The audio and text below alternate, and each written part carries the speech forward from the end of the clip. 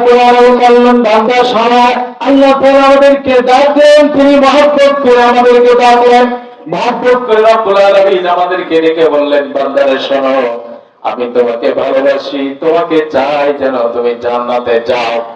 এই জন্য রাব্বুল আলামিন বললেন সমস্ত কুফরি সব মতবাদ একমাত্র যার পথে চলা রাখতে তিনি কে? জোরে বলেন তিনি কে? আল্লাহ রাব্বুল আলামিনকে আমরা সুন্দরভাবে প্রশ্ন করলাম রব্বুল আলামিন। আল্লাহ বললেন ওয়ালা তাত্তাবি খুতুওয়াতিশ শাইতান, খবরদার শয়তানের অনুসরণ করবে না, শয়তানের কথা কিন্তু শুনবে না। শুনে রাখো মুসলমান, কিছু লোক শয়তানের কথা অনুসরণ করে তারা এই মাহফিলের বিরোধিতা শুরু করেছিল, ঠিক কিনা বলেন?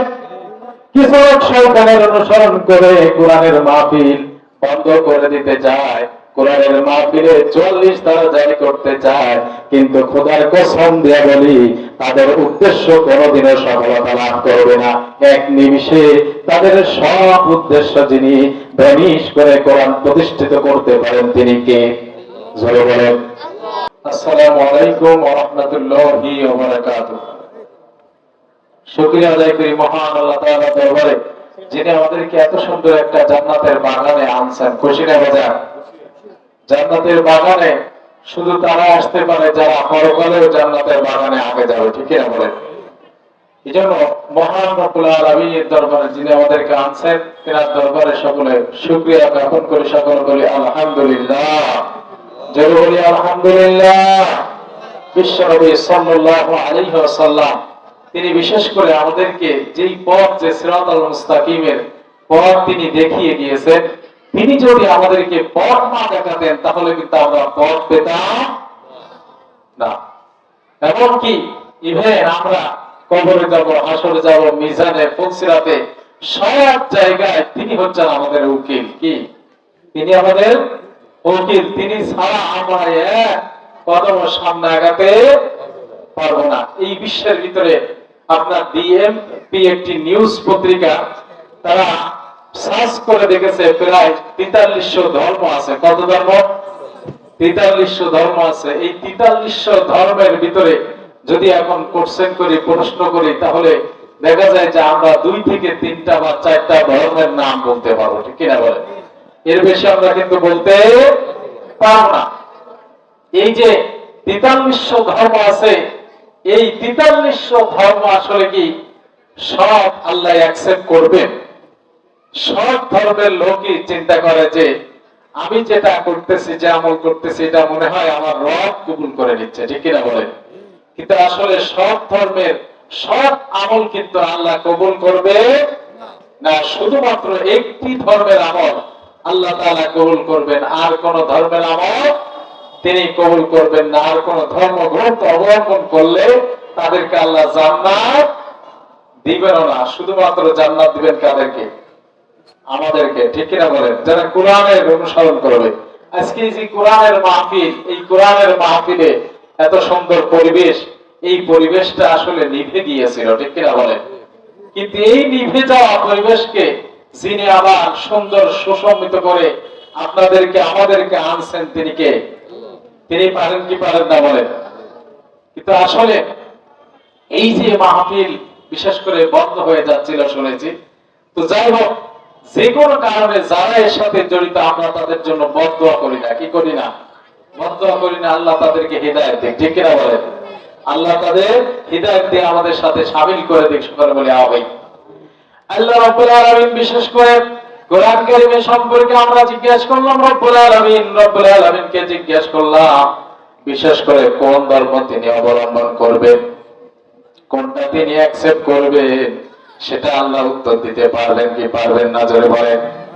আল্লাহ রাব্বুল আলামিন বিশেষ করে কোরআন কারীমের ভিতরে আপনার সূরাতুল বাকারার ভিতরে আল্লাহ তাআলা সুন্দরভাবে ঘোষণা করলেন।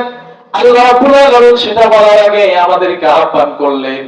আল্লাহ ডাকছেন, আল্লাহ ডাকছেন, আল্লাহ ডেকে বলছেন বান্দারে অন্য কোন পথ অবলম্বন করো না, সিরাতাল মুস্তাকিমের পথ অবলম্বন করলে যিনি আমাদের পিছনের গুনাহ মাফ করে আমাদের আমলনামায় যিনি জান্নাত দিতে পারেন তিনি কে?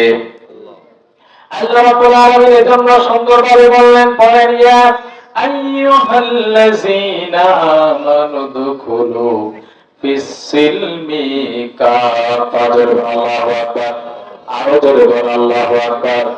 আল্লাহ বললেন বান্দা শোনো, আল্লাহ তাআলা আমাদেরকে ডাকলেন, তিনি মহব্বত করে আমাদেরকে ডাকলেন, মহব্বত করে রব্বুল আলামিন আমাদেরকে ডেকে বললেন বান্দারে শোনো, আমি তোমাকে ভালোবাসি, তোমাকে চাই যেন তুমি জান্নাতে যাও। এই জন্য রব্বুল আলামিন বললেন সমস্ত কুফুরি সব মতবাদ একমাত্র যার পথে চলা লাগবে তিনি কে? জোরে বলেন তিনি কে? আল্লাহ রাব্বুল আলামিনকে আমরা সুন্দরভাবে প্রশ্ন করলাম রব্বুল আলামিন। আল্লাহ বললেন ওয়ালা তাত্তাবি খুতুওয়াতিশ শাইতান, খবরদার শয়তানের অনুসরণ করবে না, শয়তানের কথা কিন্তু শুনবে না। শুনে রাখো মুসলমান, কিছু লোক শয়তানের কথা অনুসরণ করেছে না, এই মাহফিলে বিরোধিতা শুরু করেছিল, ঠিক কিনা বলেন? কিছু লোক শয়তানের অনুসরণ করে কোরআনের মাহফিল বন্ধ করে দিতে চায়, কোরআনের মাহফিলে ৪০ তারা জারি করতে চায়, কিন্তু খোদার কসম দিয়ে বলি তাদের উদ্দেশ্য কোনোদিনও সফলতা লাভ করবে না। এক নিমিষে তাদের সব উদ্দেশ্য যিনি ভ্যানিশ করে কোরআন প্রতিষ্ঠিত করতে পারেন তিনি কে? জোরে বলেন। আল্লাহ রাব্বুল আলামিনকে আবার প্রশ্ন করলাম রব্বুল আলামিন, কেন আমরা বিশেষ করে শয়তানের অনুগত্য করব না, শয়তানের অনুসরণ করব না? রব্বুল আলামিন তার উত্তর দিতে পারবেন কি পারবেন না? জোরে বলেন, আরো জোরে বলেন, আল্লাহ পারবেন কি পারবেন না? আল্লাহ রাব্বুল আলামিন ১৪০০ বছর আগে তিনি কোরআন নাযিল করে তিনি সুন্দরভাবে বললেন ওয়ালা তাত্তাবি খুতুওয়াতিশ শাইতান ইন্নাহু লাকুম আদুউম মুবিন। আল্লাহু আকবার। আল্লাহ রাব্বুল আলামিন বললেন শয়তানের এজন্য অনুসরণ করবে না, কারণ হলো শয়তান তোমাদের প্রকাশ্য শত্রু। শয়তান আমাদের প্রকাশ্য শত্রুকে ঠিক করে বলেন, শয়তান আমাদেরকে ধোঁকা দিয়ে সব জায়গায় জান্নাত থেকে বিতাড়িত করে জাহান্নামে নিতে যায়, ঠিক করে বলেন। অনেক ভাইরা আছে, যুবক ভাইরা আছে, দাঁড়িয়ে আছে, তাদের মনে চায় মাহফিলের ভিতরে যে কোরআনের মাহফিল শোনে, কিন্তু শয়তান বলে না যেও না। অনেক ভাইরা আছে বাড়িতে বসে আছে, কাজ নাই, তাদের মনে চায় মাহফিলে যায়, কিন্তু শয়তান বলে না সেখানে যাওয়া যাবে না। আছে না শয়তান? শয়তানের অনুসরণ করা যাবে না। শয়তানের সব প্রতারণা বাদ দিয়ে এই কোরআনের প্যান্ডেলের ভিতরে এসে বসে গেলে যিনি ভাগ্য পরিবর্তন করে জীবনের ৪০ থেকে ৫০ বছরের গুনাহ মাফ করে আমল নামায় যিনি জান্নাত দিতে পারেন তিনি কে? জোরে বলেন।